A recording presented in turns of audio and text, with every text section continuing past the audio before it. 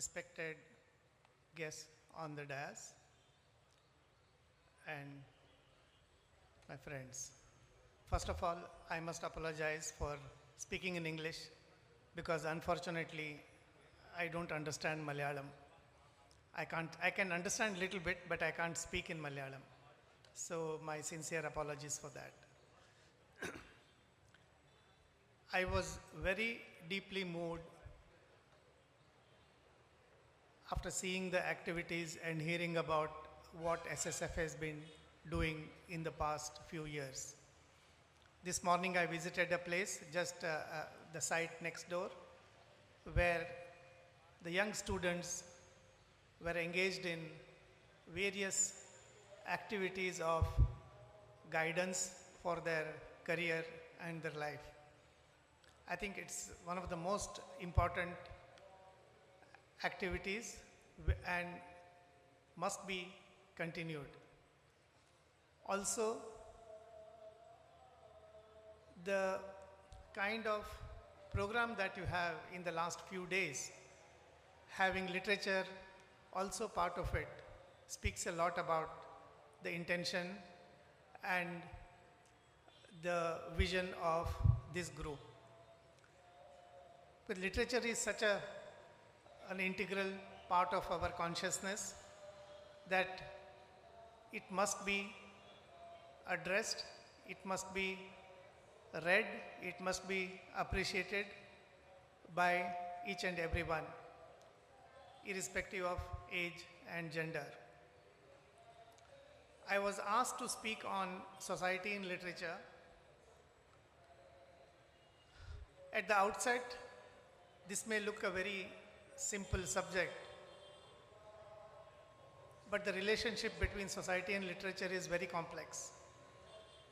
Some who may give some simplistic definition of this, saying literature is a reflection of society, literature must address the ills of society, and so on and so forth. But really, the real challenge is when you face the complexities of literature and the various aspects of writing and various aspects of the exploration that literature does. Now, while it is, as I said, it is difficult to address this question directly, let me center my talk around two questions which are commonly asked in the context of relationship between literature and society. And one of that, which is almost in every stage, every opportunity, my readers ask me or critics ask in some form or the other, the question of how much of what you write is real. And I think we have some fascination for this, that how much of literature is real and how much of that is autobiographical, how much of that is something that has happened to the writer. But in a broader sense, for a writer, I would say everything that a writer written is real. Because when you write a story or when you write a novel, the way you explore a character, the way you detail out the situations, the surroundings, the background, and so on and so forth, it is impossible to say at the end of the writing that one has not experienced it. It is also a question then what is really experience? Because experience is not just what has happened to us. Experience is what we have imagined. Experience is what we have thought. Experience is also our intellectual pondering. So experience is a very broad thing, and to that extent I must say that when a writer writes a book, at the end of the creation, the writer has gone through that experience in all its intensity. So from that sense, I would say everything that is written is real and true as far as the writer is concerned. I'm sure some of you might have heard the name of Kafka, who was one of the 20th century writers, very profound and very big writer. In one of his novels, a person called Gregor Samsa becomes a vermin, becomes a worm when he wakes up from a dream one morning. And the novel is about his life after that. So if you accept that first sentence, the rest of the novel is perfectly logical and rational. And it's a very short novel, but it explains how a person becomes irrelevant, intolerable in a family. Who was their brother, who was their cousin, who was somebody's husband. The moment the person turns into a vermin, which is a very strong metaphor, becomes completely disconnected and the relationships change. So there was a Hungarian critic called Georgi Lukács who did not like Kafka, who thought that Kafka was a writer who deals with metaphors, who doesn't talk of the real issues of life and so on and so forth. He disliked him very much. But it so happened that once Lukács was put in jail for a few days for some unknown reason. And when he came out of the jail, the first thing he said is that Kafka is a realist.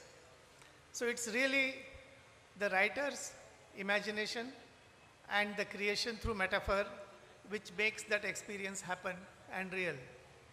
Many times when the young writers come to me with their stories or novels, and when I give them feedback, they tell me that when I suggest a change, they say that, no, this is not how it happened.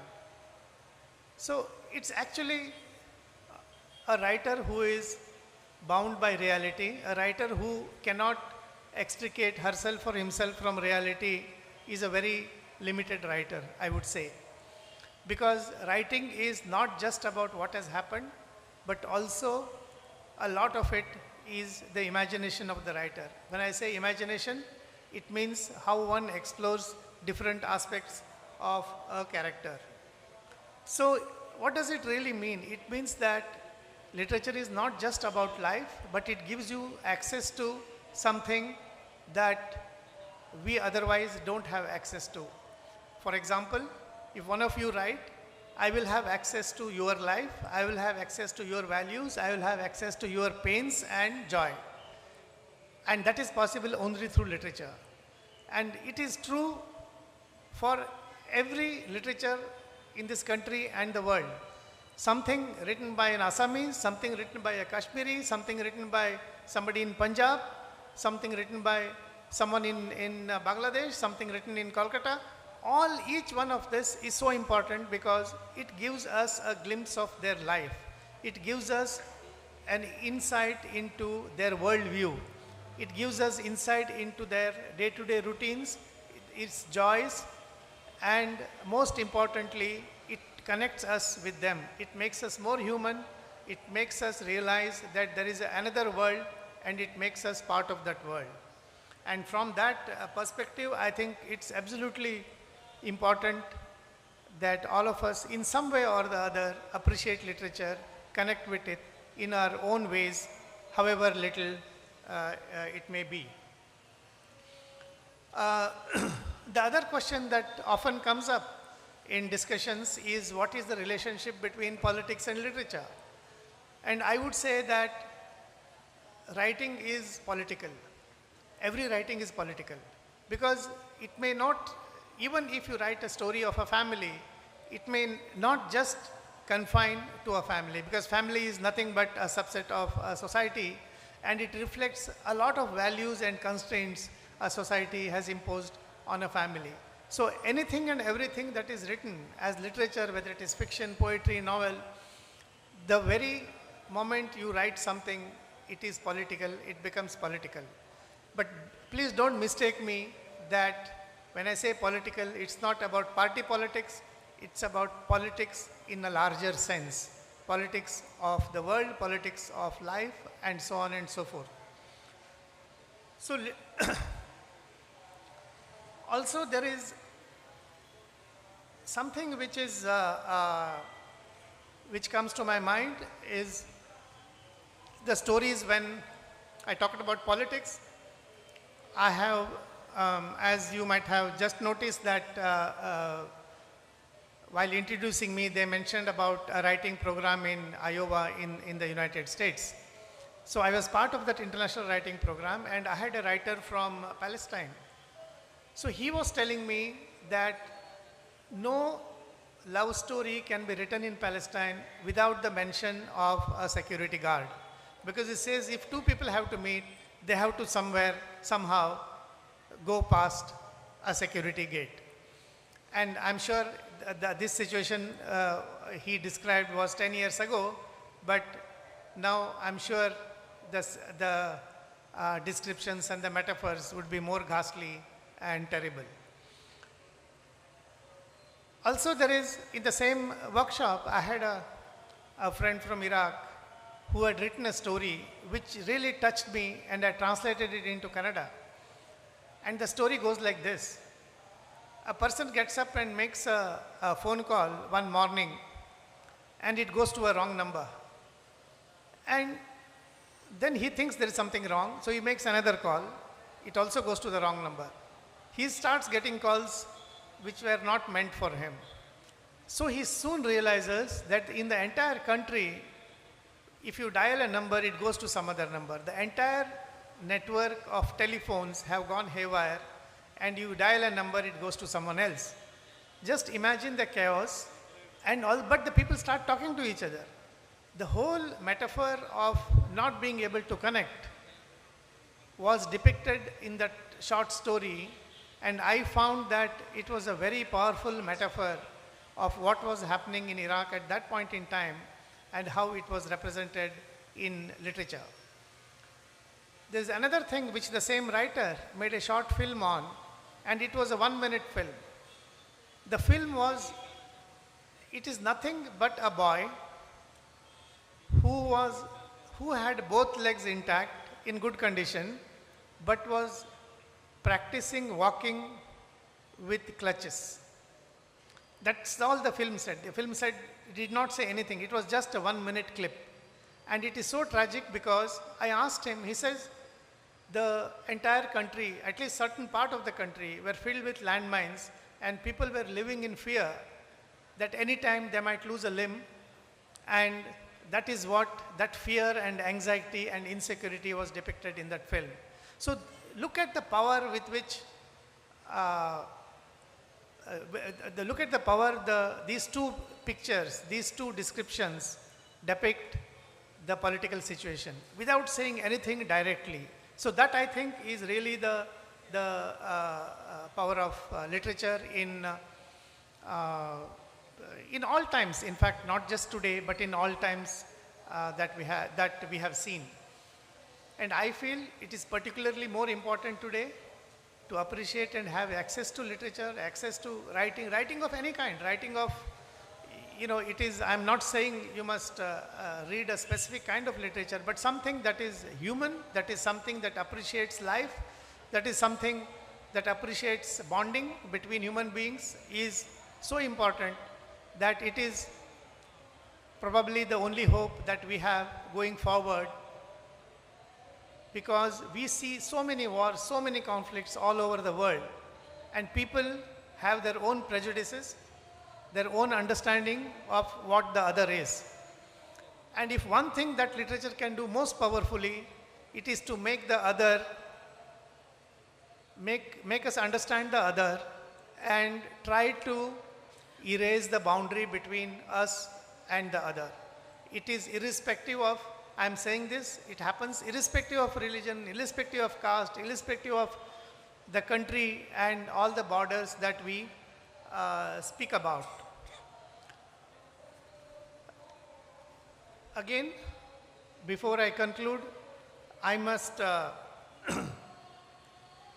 congratulate SSF for organizing such meets regularly, because one of the advantages of this is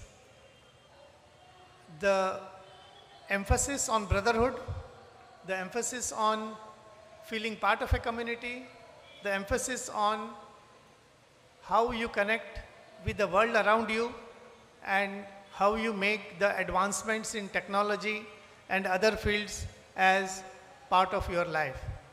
I'm really moved by what is happening here around this space, and with such regular frequency. I really appreciate it, and I congratulate all the organizers and the participants and you people who gather here in such large numbers to support such initiative.